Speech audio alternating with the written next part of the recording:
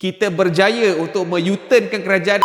Hari ini adalah hari Khamis 9 Julai di mana kita boleh baca berita secara besar-besaran di mana lindung 24 jam masih lagi mandatory tetapi hanya untuk foreign worker. Hanya untuk foreign worker dan untuk pekerja-pekerja Malaysia dah menjadi optional mas. So alhamdulillah, tahniah kepada rakyat Malaysia, tahniah kepada semua yang menyuarakan pendapat mereka, menyuarakan kebangkangan mereka kepada isu ini. Akhirnya suara kita didengari, akhirnya polisi itu telah di-U-turn daripada mandatory kepada optional. Akhirnya kita boleh cakap sebagai rakyat kita mendapat kemenangan yang kecil lah dalam isu ini, di mana diorang akhirnya dengar, kerajaan yang akhirnya dengar apa sebenarnya public opinion nak dalam undang-undang yang bakal diperkenalkan ni, okey? Dan aku haraplah dalam undang-undang yang akan datang nanti, undang-undang yang bakal kita buat di masa-masa yang akan datang lagi, peluang yang sama boleh diberikan kepada suara rakyat, di mana sekiranya memang ada public feedback,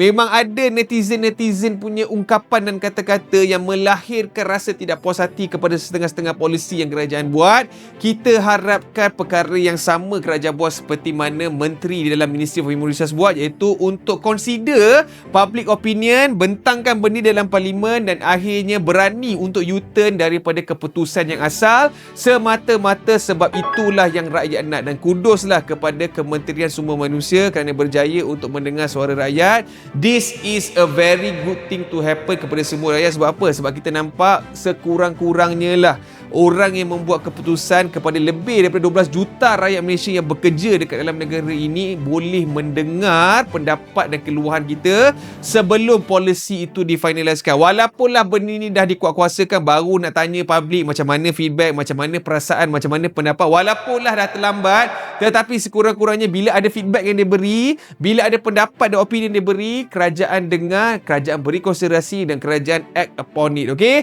So kudos to everybody, especially kepada rakyat Malaysia. Kita berjaya untuk me-U-turnkan kerajaan dalam polisi berkenaan dengan perlindungan 24 jam ni. Okay? Fist bump sedikit.